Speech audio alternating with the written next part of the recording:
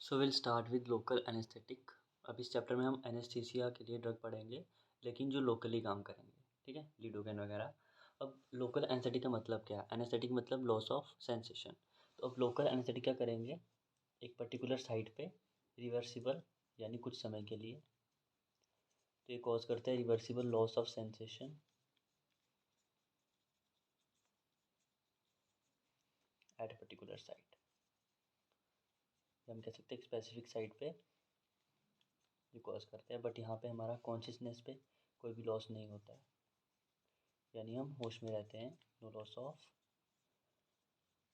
Consciousness. जबकि इसके contrast में हम देखें जनरल एनेस्थेटिक के बारे में,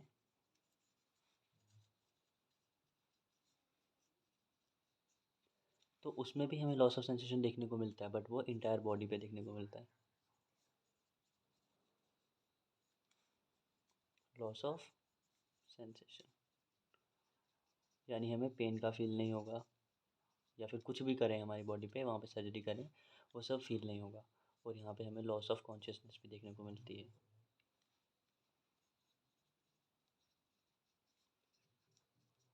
यानी दिमाग पर असर पड़ता है, होश नहीं रहता है, बेहोश हो जाता है इंसान। और यहाँ पे नो लॉस ऑफ कॉन्शियसनेस, बंदा होश में है लेकिन उसको सेंसेशन फील नहीं हो रही है, उसको वो पेन फील नहीं हो रहा है ड्यूरिंग सर्जरी के दौरान, या फिर टूथ डिके हो जाता है जब दांत बनवाने के लिए, तो उस सब में हम लोकल एनेस्थेटिक का यूज़ करते हैं, ठीक है।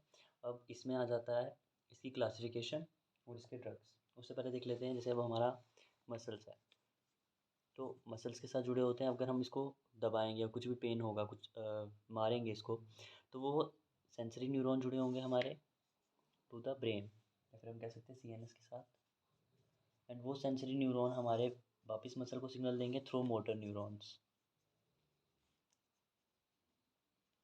और हमें पेन फील होगा। कब होगा? जब यहाँ पे कोई हमें पिंच करेगा, या फिर कोई भी हॉट प्लेट, ठीक है, कुछ भी ऐसा कोई स्टिमुलस होगा, तो उससे ये मसल जो है वो सिग्नल देगी सीएनएस को। कैसे देगी? सेंसरी न्यूरॉन के थ्रू।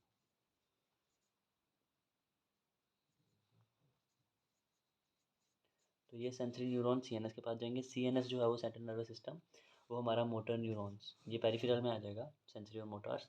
तो मोटर न्यूरॉन मसल को सिग्नल देंगे, तो वो हमें पेन महसूस होगा, या फिर हमारा रिएक्शन। अब क्या होता है, जो जनरल एनेस्थेटिक होते हैं वो इसको ब्लॉक कर देते हैं, ठीक है। ये सेंसरी न्यूरॉन या मोटर न्यूरॉन को ब्लॉक कर देंगे, जिसकी वजह से हमें सेंसेशन का फील नहीं होगा, लॉस ऑफ सेंसेशन हो जाएगा।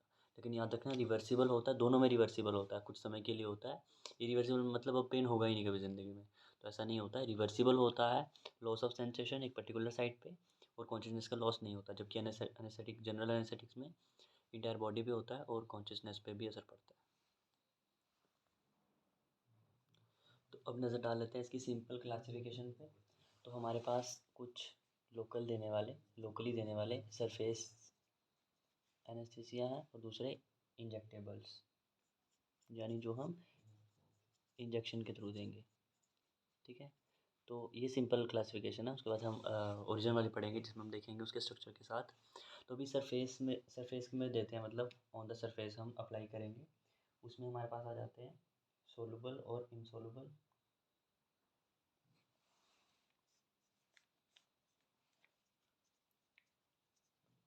एज अ रफ आइडिया देख रहे हैं हम, soluble and insoluble surface local anaesthetics. तो सोलुबल में हमारे पास आ जाएंगे जैसे लिडोकेन, टेट्राकेन, कोकेन वगैरह।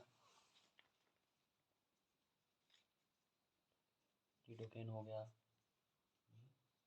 टेट्राकेन, देन कोकेन भी इसी में आता है, एक्ट लोकली। इनसोलुबल में बात करेंगे तो आ जाता है बेंजोकेन।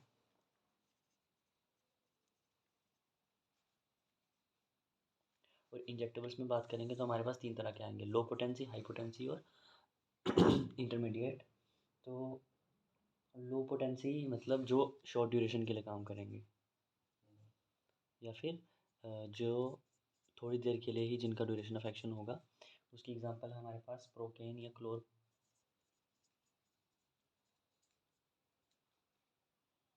प्रोकेन इंपॉर्टेंट है, इसकी हमें सिंथेसिस भी पढ़नी है, और बेंजोकेन की।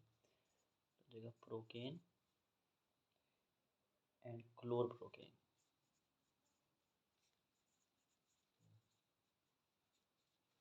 तो ये लो पोटेंसी वाले हैं तो इसकी शॉर्ट ड्यूरेशन ऑफ एक्शन है।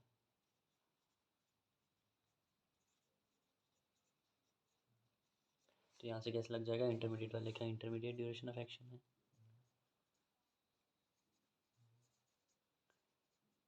इंटरमीडिएट में आ जाएंगे जैसे लूडोकेन, प्रिलोकेन,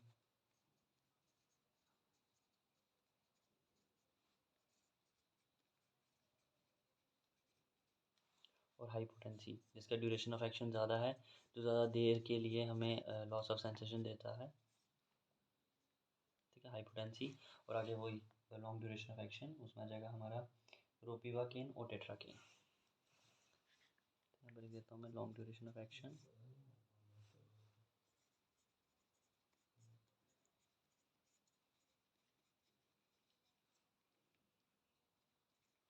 तो इसमें हमारे पास कौन कौन सा आ जाएगा, रोपिवाकेन एंड टेट्राकेन।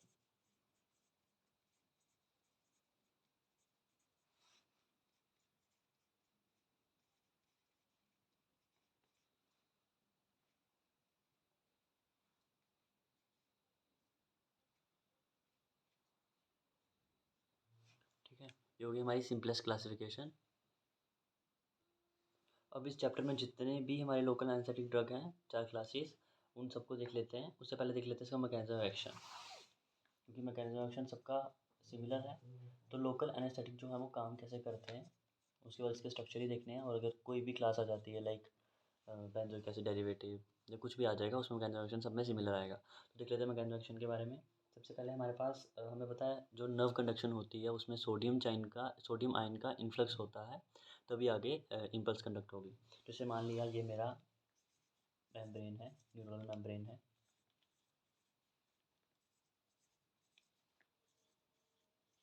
ठीक है, और ये चैनल है, यानी यहाँ से जो है वो इसके सेंटर से सोडियम को निकलना है। तो ये मैंने सेम सबका सिमिलर बना दिया, यानी ये क्या है, हमारी न्यूरल मेम्ब्रेन है, ये प्रोटीन है, और प्रोटीन के सेंटर में से सोडियम को निकलना है। अब यहाँ पे याद रखना, यहाँ पे होता है एम गेट, जो तब खुलता है, जगह बना दी मैंने, ये कौन सा है, ये हमारा एम गेट, जो तब खुलेगा जब सोडियम को अंदर जाना होगा। ठीक है, सोडियम बाहर है, सोडियम को अंदर आना है, तो एम गेट खुलेगा।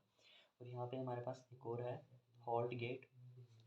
और जो लोकल एनेस्थेटिक का रिसेप्टर है वो यहाँ पर है, मतलब जो लोकल एनेस्थेटिक है वो यहाँ पे बाइंड करते हैं, और यहाँ से जुड़ा होता है हमारे पास हॉल्ट गेट। ठीक है, तो ये मैं मान लेता हूँ, जैसे यहाँ पे ये है जी। ठीक है, तो ये कौन सा गेट है, हॉल्ट गेट।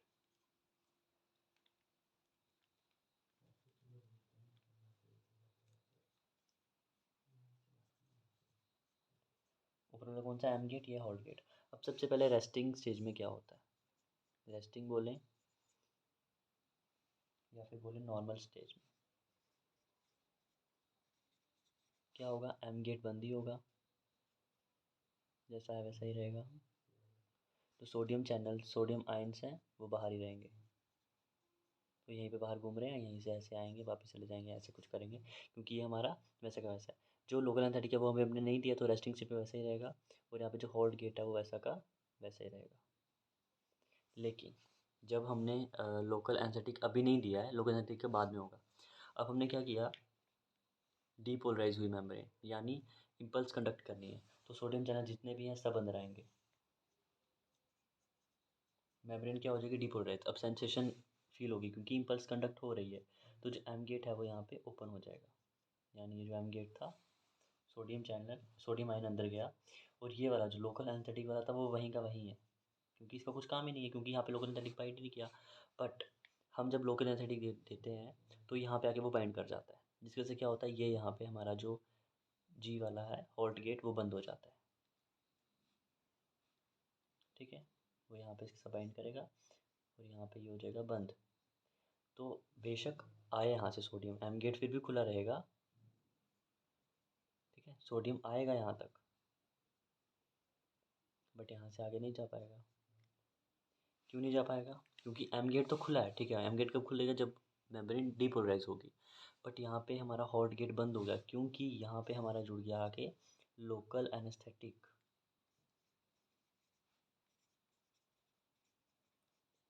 लोकल एनेस्थेटिक आके जुड़ गया तो वो उसको बंद कर देगा, जिसकी वजह से सोडियम अंदर नहीं आएगा।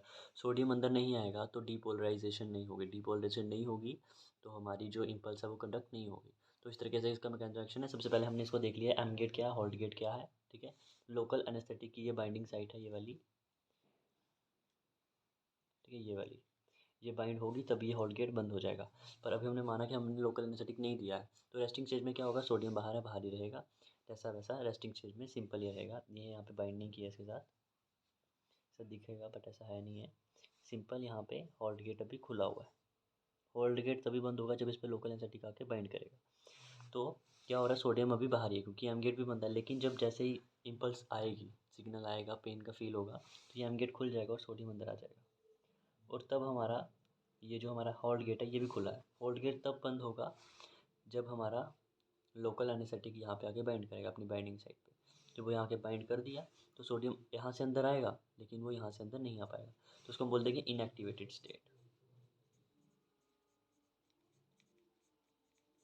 और ये वाली हमारी हो जाएगी डीपोलराइज्ड, या डीपोलराइज को बोलते हैं एक्टिवेटेड। इसी को डीएक्टिवेट किसने कर दिया, जब हमारा लोकल एनेस्थेटिक आके बाइंड कर गया। तो या फिर इसको बोलते हैं ब्लॉक्ड स्टेज। तो ये हमारी इनएक्टिवेटेड वाली को ही हम बोलेंगे ब्लॉक्ड स्टेट, ठीक है।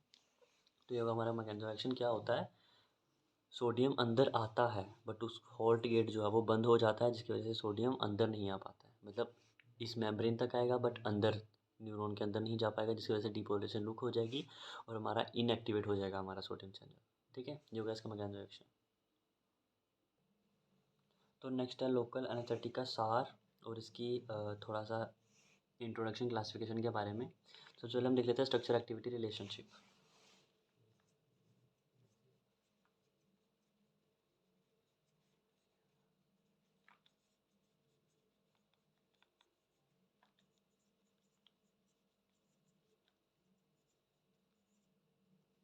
अब यहाँ पे क्या होता है, सबसे पहले याद रखना है एक अराइल मेयोटी होगी,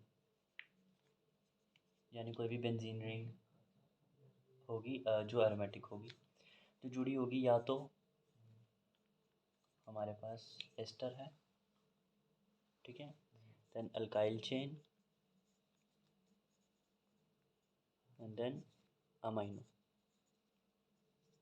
ठीक है। कोई भी अमाइनो ग्रुप होगा और वो अमाइनो ग्रुप आगे रिंग बना सकता है, रिंग फॉर्मेशन कर सकता है, या फिर कोई भी चेन हो सकती है। तो अब ये जो अराइल मोइटी है ये क्या होगी, सबसे पहले ये होगी लिपोफिलिक,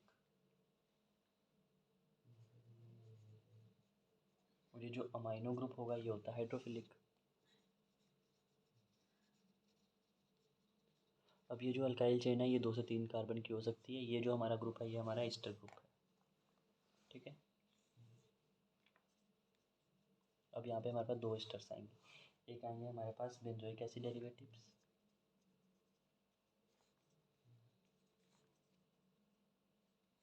और दूसरे आएंगे para amino benzoic acid derivatives.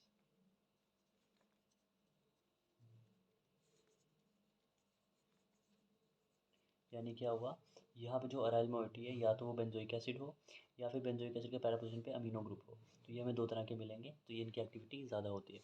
और ये एस्टर इसमें कॉमन ग्रुप होगा और अल्काइल चेन होगी। ये अमीनो ग्रुप जो होता है वो हमें पैरा अमीनो बेंजोइक एसिड में मिलता है, किसी में नहीं मिलता है, बेंजोइक एसिड डेरिवेटिव में मिलता है। तो ये होगी तुम्हारी 2 क्लासेस। तीसरी क्लास में क्या होता है, सिमिलर अराइल मोइटी होगी, बस यहाँ पे हमारा अमाइड ग्रुप होगा, यानी NH आएगा पहले, फिर सी डबल बॉन्ड हो। जब मैं कहता सी डबल बॉन्ड हो ईस्टर था, अब यहाँ पे ये अमाइड ग्रुप है या एनिलाइड बोलें, then again alkyl chain and then again amine group होगा कोई भी, या तो रिंग हो सकती है, रिंग फॉर्मेशन हो सकती है, वैसे ही, ठीक है। याद रखने वाली चीज़ क्या है, ये हाइड्रोफिलिक था, ये भी हाइड्रोफिलिक है, ये लिपोफिलिक है और ये लिपोफिलिक है। इतना एक पॉइंट ये हो गया, एक पॉइंट ये 2। तीसरा अल्काइल चेन, यो 2 से 3 कार्बन हो सकते हैं, 3 पॉइंट। चौथा या तो एस्टर ग्रुप होगा या तो हमारा अमाइड ग्रुप हो सकता है। तो इसी को हम इससे बनते हैं अमाइड या एनिलाइड डेरिवेटिव्स।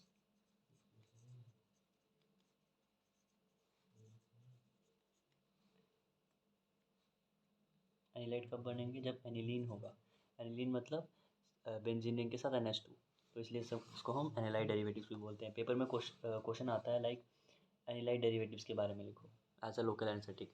तो इस क्लास के बारे में पूरा एक्सप्लेन करना होता है। मैकेनिज्म एक्शन सबका सेम रहेगा, बस इसके बारे में क्या एक्सप्लेन करना एक्स्ट्रा, वही सब इसका स्ट्रक्चर और क्या क्या डिफरेंस है, कैसे आ रहा है। तो ऐसे यार समझ में आ गया। ईस्टर्स, अमाइड, यहाँ पे इसको एनालाइड क्यों बोलते हैं वो भी समझ में आ गया। 3 क्लासेस हैं, चौथी क्लास है मिसलेनियस, तो वो समझ में आ गया। लिपोफिलिक होती है अराइल मोइटी, और अमीनो ग्रुप जो होता है वो हाइड्रोफिलिक कैरेक्टर इसको देता है। ठीक है, इसलिए ये हमारा जो है लोकल एनेस्थेटिक के अंदर आएगा। और हमने देखा था जो हमारे लोकल एनेस्थेटिक होते हैं, एक चीज़ याद रखना, ये बेसिक होते हैं और ये डिसोशिएट होते हैं। मतलब ये अपना H+ के साथ और अपना जो बेसिक ग्रुप है वो, जैसे मैंने मान लिया BH लोकल एनेस्थेटिक है, तो ये B+, B- और H+ में डिसोशिएट होगा। अब ये जो B- है ये करेगा हमारा न्यूरल मेम्ब्रेन को क्रॉस, और ये अंदर जाके उस लोकल एनेस्थेटिक वाली साइड पे बाइंड करता है। तो यहाँ पे मैं लिख रहा हूँ ये B- जो है, ये जो आइन फॉर्म है, बेसिक फॉर्म है, ये बाइंड करता है, bind with local anaesthetic site, जो कहाँ पर होती है, ऑन एम गेट। हम लिख सकते हैं एंड क्लोजेज एम गेट।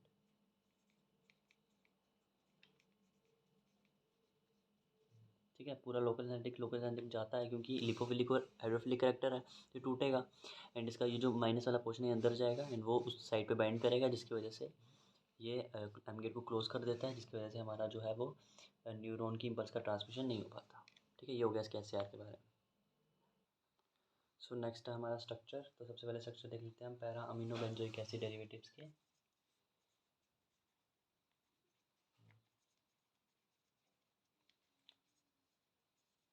इसके सबसे इजी स्ट्रक्चर है, तो इसमें हमारा benzocaine,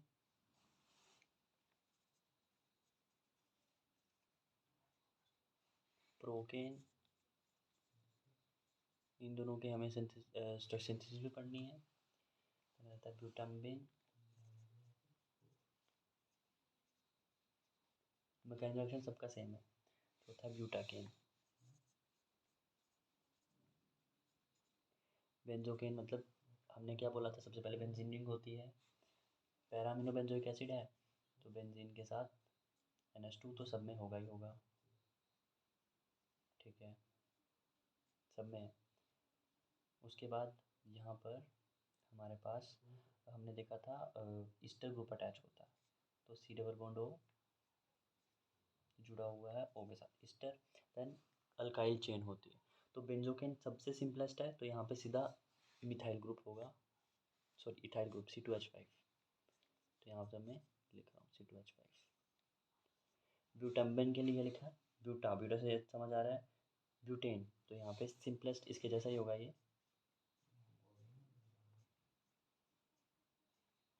NH2 amino group, Easter and आगे ब्यूटेन, 1 2 3 4, क्या है C4H9।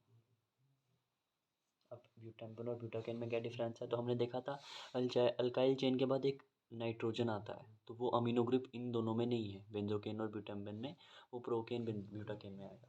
तो प्रोकेन में भी सिमिलर है, इसके जैसा ही एक बेंजीन रिंग है जिसके NH2 ग्रुप अटैच है, ईस्टर ग्रुप है एंड इथाइल आएगा हमारे पास, तो उसको मैं ऐसे ड्रॉ करूँगा। ठीक है, ऐसे बॉक्स की तरह इथाइल आएगा जो आगे नाइट्रोजन से कनेक्ट होगा। अब यहाँ पे भी इथाइल था, बट वो नाइट्रोजन से कनेक्ट होने के बाद 2 इथाइल और लगा देगा अपने साथ। ठीक है, ऐसे याद रहेगा बॉक्स की तरह। तो O ester group, then ethyl के बाद अमीनो, अमीनो के बाद 2 ये अगेन। ब्यूटाकेन में क्या होगा, अब ये दोनों ग्रुप जो होंगे वो C4H9 हो जाएंगे।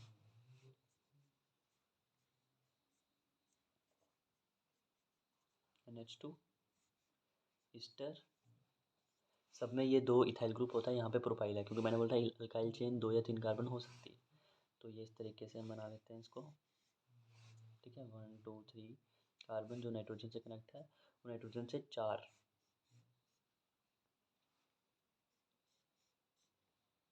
2 3 C4H9 है।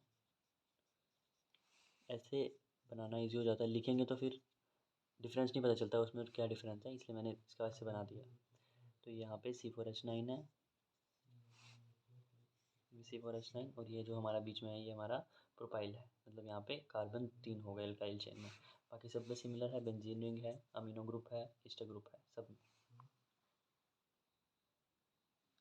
और यहाँ पे एक और चीज़ क्लियर हो रही है कि अगर नाइट्रोजन है तो वो 3 बॉन्ड बना रहा है, टर्शरी होना चाहिए। यहाँ पे नहीं था बट यहाँ पे है, इसलिए मैंने यहाँ पे इसके लगा दिया कि यहाँ पे दोनों ग्रुप जो है C4H9 है, यहाँ पे C2H5 C4H9, ठीक है। ब्यूटा ब्यूटा से क्लियर हो जाएगा कि हमारा ब्यूटेन चेन आएगी, प्रोकेन बेंजोकेन में हमारा इथाइल ग्रुप होगा, ठीक है। प्रोकेन सबसे सिंपलेस्ट है तो बस याद रहे यहाँ पे नाइट्रोजन आ जाएगा, और बेंजोकेन उससे भी सिंपलेस्ट है, उसमें नाइट्रोजन ही नहीं है बट एक्टिविटी है, ठीक है। तो ये होगा हमारा पैरा अमीनो बेंजोइक एसिड के बारे में। 3 स्ट्रक्चर और हैं। तो अगले 3 स्ट्रक्चर हैं प्रोपोक्सिकेन,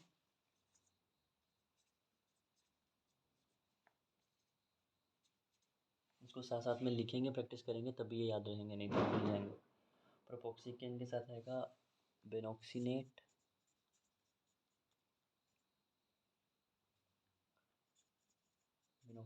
इन दोनों का स्ट्रक्चर ऑलमोस्ट सिमिलर है। तीसरा हमारा टेट्राकेन।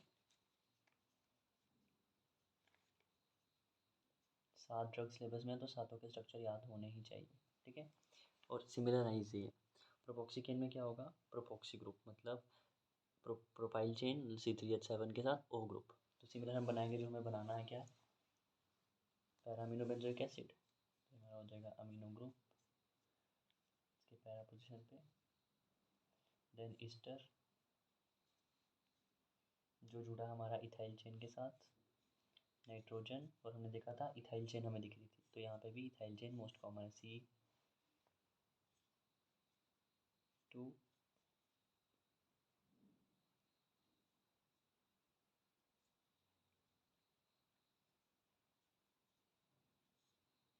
ठीक है। सिमिलर यहाँ पे भी आ जाएगा,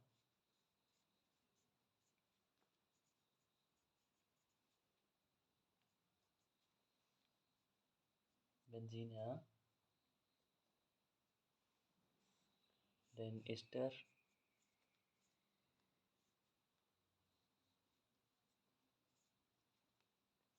इथाइल चेन के साथ जुड़ा है नाइट्रोजन, नाइट्रोजन के साथ हमारा इथाइल यानी C2H5। अब डिफरेंस क्या है, प्रोपोक्सी में प्रोपोक्सी ग्रुप है, तो यहाँ पे हमारा जो ऑर्थो पोजीशन पे वहाँ पे आ जाएगा हमारा C3 1 2 3, हम कह सकते हैं OC3H7। और वहीं बेनॉक्सीनेट, बेनॉक्सीनेट में क्या आ जाएगा हमारा मेटा पोजीशन पे OC4H9 1 2 3 4, हम लिख देंगे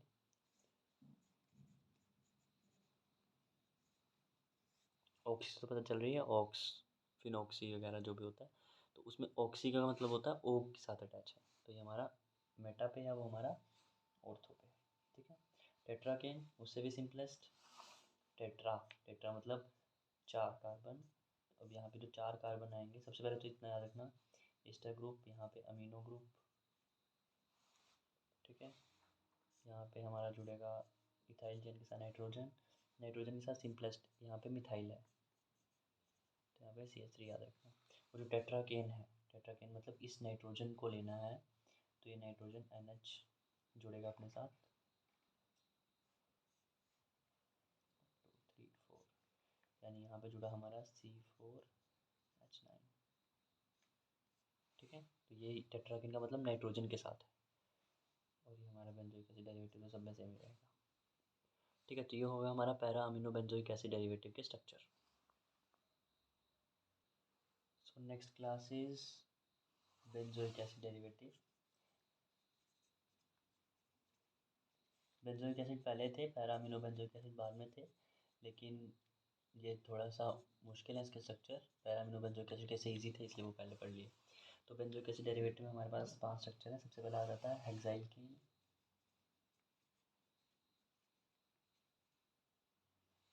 नाम से क्लियर हो जाएगा पहले तो।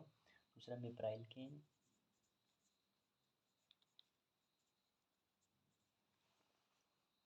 फिर आ जाएगा साइक्लोमिथाइकेन,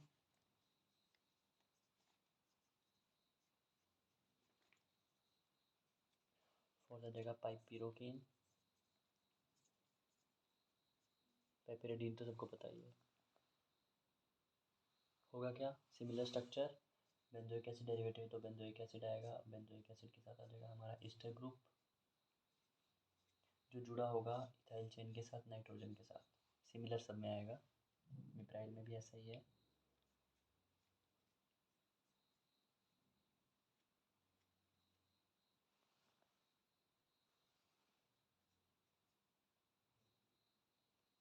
ईस्टर ग्रुप जो जुड़ा है मिथाइल चेन के साथ, नाइट्रोजन के साथ। अब नाइट्रोजन यहाँ पे जुड़ा है आगे, इसके नाम में छुपा है हेक्साइल केन, तो हेक्साइल से याद रखना हेक्सेन यहाँ पे जुड़ी होगी, सिंपल हेक्सेन, ठीक है। मिप्राइल केन, मिप से याद आ रहा है मिप मतलब मिथाइल ग्रुप, वो आएंगे। एंड प्राइल, यहाँ पे प्राइल से क्लियर होगा आइसोप्रोपाइल, या फिर प्रोपाइल की बात करेंगे तो प्राइल मतलब हुआ प्रोपेन। तो यहाँ पे हमारे पास C3H7 आ जाएगी, 1 2 3 C3H7, ठीक है। तो ये हमारे पास हो गया, हेक्साइल से हो गया ये।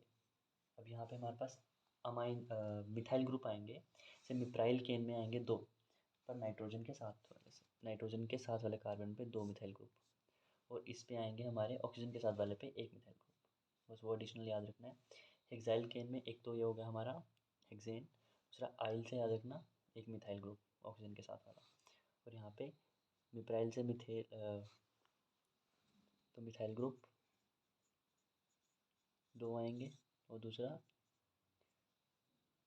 प्रोपेन, प्रोपेन से प्रोपाइल, तो इसको हम इस तरीके से भी लिख सकते हैं, प्रोपाइल, ठीक है। और यहाँ पे ये हमारा जो है वो क्या है, हेक्सेन को हेक्साइल, साइक्लोहेक्साइल है ये,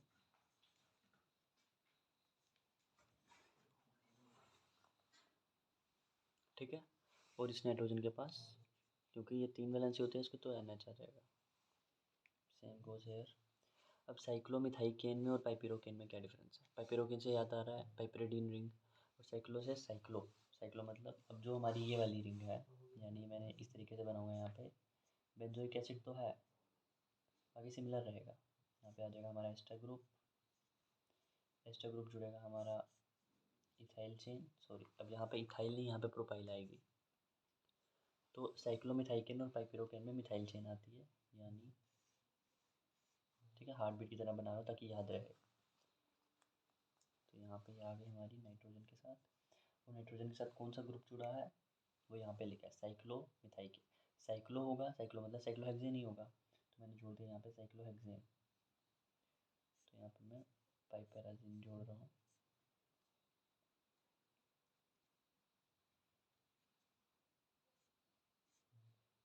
ठीक है। और इसने बोला साइक्लोमिथाइल, तो यहाँ पे N के सेकंड पोजीशन पे CH3, जैसे वो यहाँ पे जोड़ा था अब यहाँ पे जोड़ रहा हूँ। पाइपिरोकेन में क्या होगा, सिमिलर,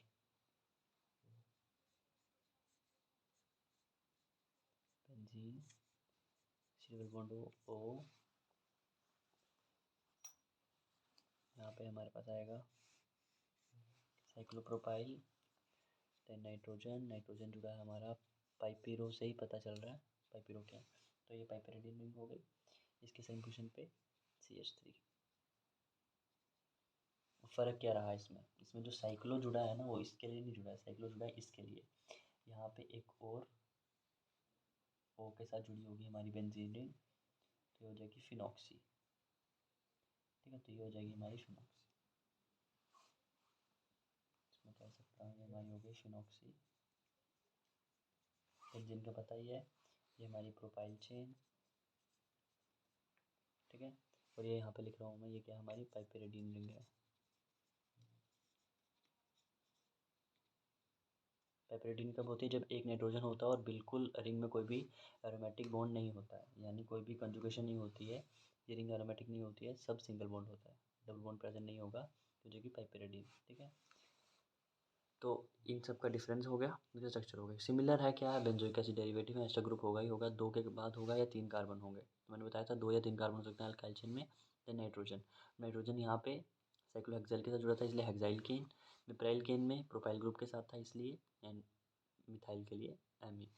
देन साइक्लो मिथाइल केन में क्या है, सिमिलर पाइपिरोकेन की तरह, बस यहाँ पे साइक्लो फिनॉक्सी ग्रुप जुड़ गया इसलिए साइक्लो मिथाइल केन हो जाएगा।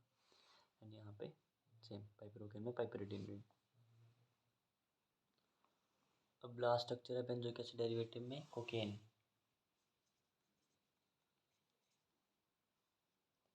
कोकेन का स्ट्रक्चर कैसा है, सिमिलर बेंजोइक एसिड होता है, बेंजोइक एसिड जुड़ा होता है हमारे एस्टर ग्रुप के साथ। ये एस्टर ग्रुप आगे 3 कार्बन के साथ जुड़ा हुआ है, जो 3 कार्बन आगे बना रहे हैं हमारी चेन, यानी जिस कार्बन के साथ ये जुड़ा हुआ है, चेन नहीं बना रहे, सॉरी रिंग बना रहे हैं, तो जिस कार्बन के साथ ये जुड़ा हुआ है वो कार्बन बना रहा है 6 मेंबर्ड रिंग,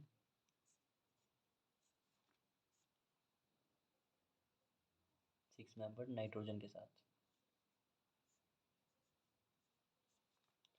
CH3। ठीक है, अब इसी के इस सेकंड पोजीशन से 1 2 यहाँ से मैं ले रहा हूँ, ये यहीं से आ जाएगा ester group again, C double bond O CH3 ethoxy, ester group कह सकते हैं हम इसको। एंड कोकेन का स्ट्रक्चर है तो थोड़ा सा ध्यान से याद रखना, जो N के बगल वाले हैं,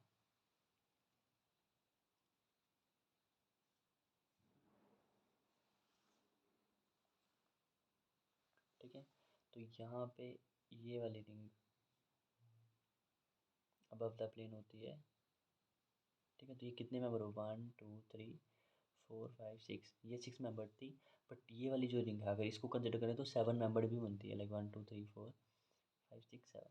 तो उस तरीके से ये जो हमारा कोकेन का स्ट्रक्चर है क्या होता है, बेंजोइक एसिड ईस्टर, देन ये मेन स्ट्रक्चर यही है, देन एन के साथ CH3 होता है, देन ये हमारा एस्टर ग्रुप अगेन इसके साथ CH3 जुड़ा है, जो होगा हमारा कोकेन का स्ट्रक्चर। याद रखना है मैकेनिज्म रिएक्शन सबका सेम है, क्या करते हैं, एम गेट को ब्लॉक करते हैं, एम गेट से सोडियम अंदर जाता है, बट ये जो हॉल्ट गेट होता है, तो ये जब लोकल एनेस्थेटिक जो हमारा बाइंड करता है अपनी साइड पे, तो हॉल्ट गेट को क्लोज कर देता है, जिसकी वजह से सोडियम अंदर नहीं आ पाता, सिर्फ मेम्ब्रेन में ही रह जाता है, तो इन्फ्लक्स नहीं होता, डिपोलराइज नहीं होता है, तो हमारी इम्पल्स कंडक्ट नहीं होती, तो सेंसेशन ऑफ पेन नहीं होता, हमें पेन का सेंसेशन नहीं होता है, या फिर लॉस ऑफ सेंसेशन रिवर्सिबल।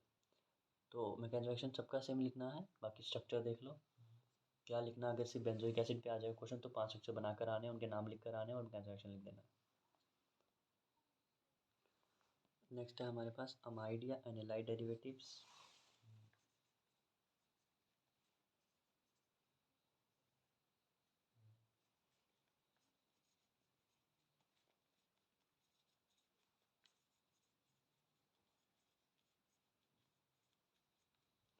तो यहाँ पे हमारे पास 4 स्ट्रक्चर है, लिग्नोकेन,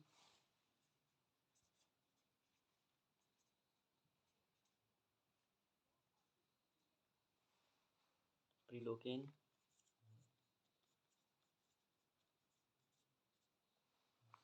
मेपिवाकेन,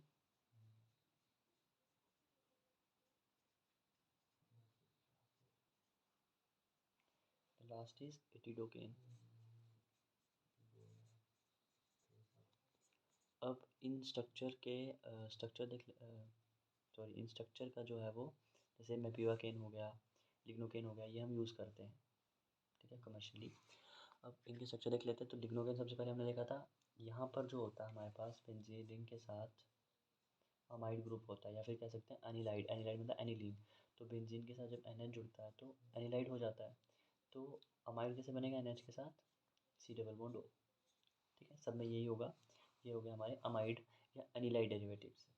अब ये वाला जो हमारा कार्बन है ये जुड़ा होता है C डबल बॉन्ड O एक कार्बन के साथ जो जुड़ा होगा N के साथ।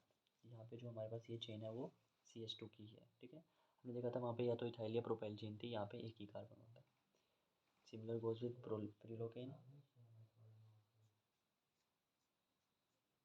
अब यहाँ पे क्या होगा, similar NH C double bond O जो जुड़ा हुआ आगे कार्बन के साथ जो जुड़ा नाइट्रोजन के साथ, ठीक है। फर्क देखना क्या है, इसमें भी सिमिलर ये ड्रॉ कर लेते हैं, NH C double bond O, but यहाँ पे जो ये वाला कार्बन है ना, इसने जो सा रिंग बनाने वाला है वो हम आगे देखेंगे मेपिवाकेन में। एटिडोकेन में भी same, NH C double bond O, जो कार्बन है वो जुड़ा है N के साथ, ठीक है। अब यहाँ पे ग्रुप जोड़ेंगे कैसे? सबसे पहले लिग्नोकेन में, मेपिवाकेन, एटिडोकेन में यहाँ पे CH3 होगा, यहाँ पे CH3 होगा, बगल बगल में। इसमें भी होता है, थोड़ा सा अलग है। प्रिलोकेन में क्या होता है, ये वाला जो CH3 है नीचे वाला, ये इस कार्बन पे आके जुड़ जाएगा। सिर्फ एक ही CH3 है यहाँ पे, जो हमारा CH3 जुड़ा है वो कहाँ से जुड़ा है, ये वाला। प्रिलोकेन में एक ही CH3 होता है, दूसरा CH3 नहीं होता, इतना याद रहेगा, ठीक है। अब लिग्नोकेन में हमने देखा तो यहाँ पे हमारे पास 2 इथाइल ग्रुप होते हैं। प्रीलोकेन में देखते हैं तो यहाँ पे हमारे पास एक ही प्रोपाइल, प्रीलो से प्रोपाइल, तो यहाँ पे हमारे पास प्रोपाइल चेन है 1 2 3, क्योंकि प्रीलो से याद रखना C3H7, और यहाँ पे क्या था C2H5।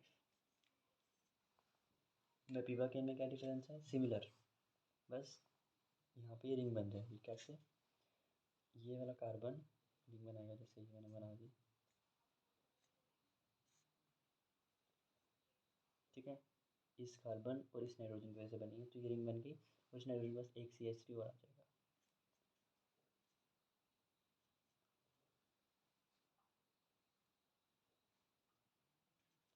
मेपिवाकेन में रिंग बनती है, ठीक है, याद रखना। बाकी ये वाला 2 ग्रुप सब में है, प्रीलोकेन में छोड़कर। एटिडोकेन में क्या होगा, इथाइल ग्रुप जोड़ेगा, इस नाइट्रोजन के पास भी, इस कार्बन के पास भी, और इसके पास एक और, क्योंकि टर्शरी है तो यहाँ पे हमारे पास प्रोपाइल जुड़ जाएगा। तो यहाँ पे क्या क्या जुड़ा, C2H5, C2H5, C3H7।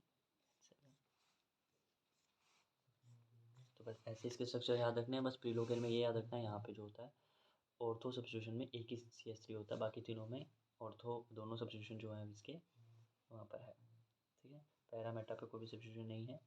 एटिडोकेन में ज़्यादा सब्स्टिट्यूशन है, मेपिवाकेन में रिंग बन जाती है, प्रिलोकेन में प्रोपाइल ग्रुप आ जाता है, और यहाँ पे हमारे 2 मिथाइल ग्रुप, ठीक है, सिंपलेस्ट है। अब लिख लेते हैं लास्ट में मिसलेनियस।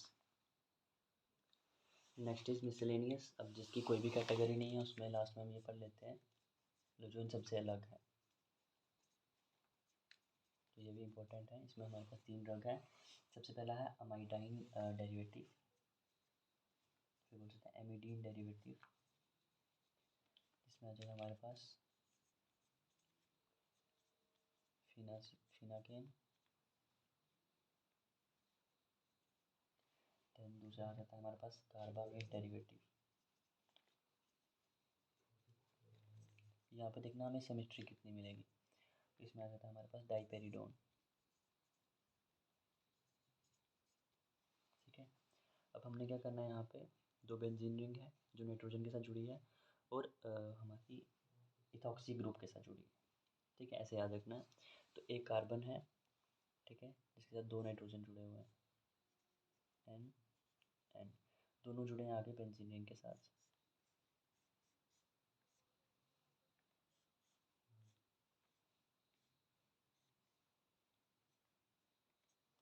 और बेंजीन रिंग के पहला पोजीशन पे हमारा जुड़ा है इथॉक्सी ग्रुप, यानी OCH2 C2H5। Same this side,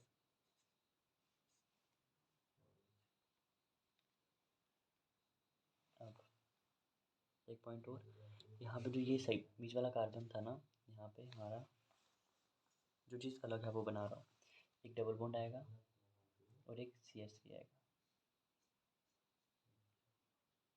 तो जिसके पास डबल बॉन्ड आया वो तो 3 वैलेंसी मेंटेन कर रही, जिसके पास नहीं आया वो NH जोड़ दो, बस ऐसे इसका याद रखना। ये फिनासाइन का स्ट्रक्चर है। नेक्स्ट है कार्बामेट डेरिवेटिव, इसमें भी बिल्कुल सिमेट्री आएगी जैसे हम बनाते थे। बेंजीन रिंग, अब यहाँ पे भी बेंजीन रिंग आएगी, दो बेंजीन रिंग बना लेना। दो बेंजीन रिंग जुड़े होंगे आगे हमारे पास एनिलीन की तरह NH के साथ, NH के साथ दोनों जुड़े हुए हैं आगे हमारे पास C double bond O, C double bond O, CH2 CH2 CH2 CH2। अब एक CH2 से हमारी जो है वो चेन निकल जाएगी, ठीक है। तो यहाँ से सिमेट्री टूट गई, दूसरे पेन से बना लेते हैं इसको। तो यहाँ से कौन सा ग्रुप जुड़ेगा हमारा, मिथाइल के साथ पाइपेराजीन, सो सॉरी, इसका जुड़ जाएगा ये इस तरीके से पाइपेराडीन, पाइपेराजीन नहीं पाइपेराडीन। तो ये हो गया हमारा पाइपेराडीन। और यहाँ पे तो हमें पता ही है, यहाँ पे हमारी दो बेंजीन रिंग्स है, बेंजीन रिंग जुड़ी है NH के साथ। ये हमारा हो गया अमाइड ग्रुप, ठीक है। ये है वही एनालाइड, बस यहाँ पे क्या है, दो हैं, यहाँ पे CH2, एक कार्बन जो है उसका जुड़ जाता है अगेन पाइपेराडीन के साथ, ठीक है। ठीक है, अब कार्बामेट जो ग्रुप है ना, एमिडीन ग्रुप जो है वो ये ग्रुप है।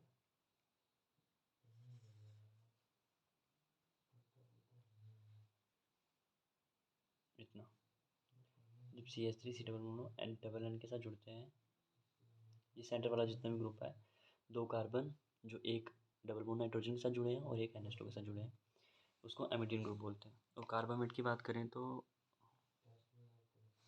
सॉरी सॉरी सॉरी सॉरी, ये कार्बामेट नहीं है, ये जो डबल बॉन्ड है ना, ये O के साथ जुड़कर फिर CH2 के साथ है। तो जो कार्बामेट ग्रुप होगा वो ये होगा, रियली सॉरी, ये वाला कार्बामेट ग्रुप है जिस,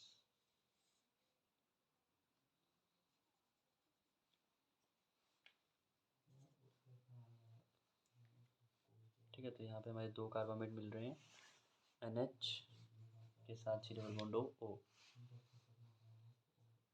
मिसलेनियस ड्रग में इसका स्ट्रक्चर थोड़ा सा डिफरेंट है, थोड़ा मुश्किल लग सकता है। क्या है, एमिडीन डेरिवेटिव में दो बेंजीन रिंग नाइट्रोजन के साथ जुड़ी है, जो बीच वाले कार्बन के साथ जुड़े हैं, याद रखने के लिए। कार्बन के साथ एक और CH3 है, ठीक है। ये जो हमारा बीच वाला स्ट्रक्चर है इसी को हम बोलते हैं एमिडीन डेरिवेटिव, ठीक है। यही एमिडीन है। देन बाद में CH2 C2H5 C2H5। कार्बामेट में क्या होता है, सिंपलेस्ट एक बेंजीन रिंग NH के साथ जुड़ी है, NH ईस्टर के साथ जुड़ा हुआ है, तो ये हो जाएगा हमारा इतना अमाइड, ये ईस्टर और ये हमारा एंडिन वाला, तो ये कार्बामेट हो जाता है, ये वाला ग्रुप कार्बामेट, एस्टर और NH जुड़ता है। कार्बामेट ग्रुप दो होते हैं। देन CH2 एक CH2 के साथ हमारा पाइपेरिडीन ग्रुप जुड़ जाएगी एक कार्बन के साथ, जो कि हमारा डाइपेरिडोन का स्ट्रक्चर और फिनासेन का। थर्ड स्ट्रक्चर है हमारा लास्ट डाइब्यूकेन, उसको देख लेते हैं। लास्ट स्ट्रक्चर है डाइब्यूकेन थर्ड, जो क्यूनिलीन डेरिवेटिव है।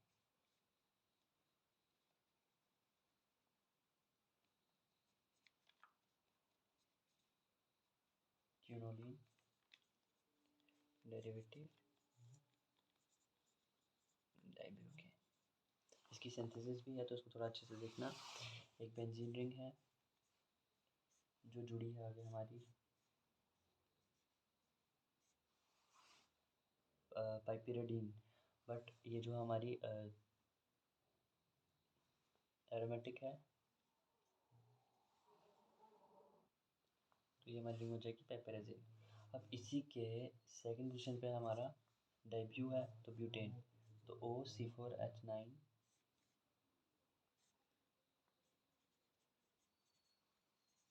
ऑक्सीजन के साथ। एंड इसी के फर्स्ट सेकंड पोजीशन हुई है, इसकी फोर्थ पोजीशन पे हमारा ग्रुप है जो हम जोड़ते हैं ester C double bond O NH के साथ। अब ये NH दो मिथाइल ग्रुप के साथ जुड़ा है, जो NH के साथ जुड़ा हुआ है, एंड वो आगे दो इथाइल, इथाइल सॉरी मिथाइल नहीं, वैलेंसी पूरी करने के लिए NH। तो ये C double bond O carbonyl group जुड़ा है नाइट्रोजन के साथ, जो नाइट्रोजन जुड़ा है आगे उस नाइट्रोजन के साथ जिसके पास तीन इथाइल ग्रुप है, याद रखने के लिए। और ये हमारा क्यूनोलिन है। ठीक है, तो ये हमारा सेकंड पोजीशन है, ये हमारा फोर्थ पोजीशन है।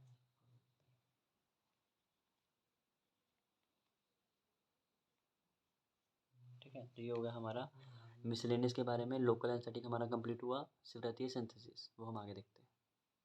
Okay, thank you.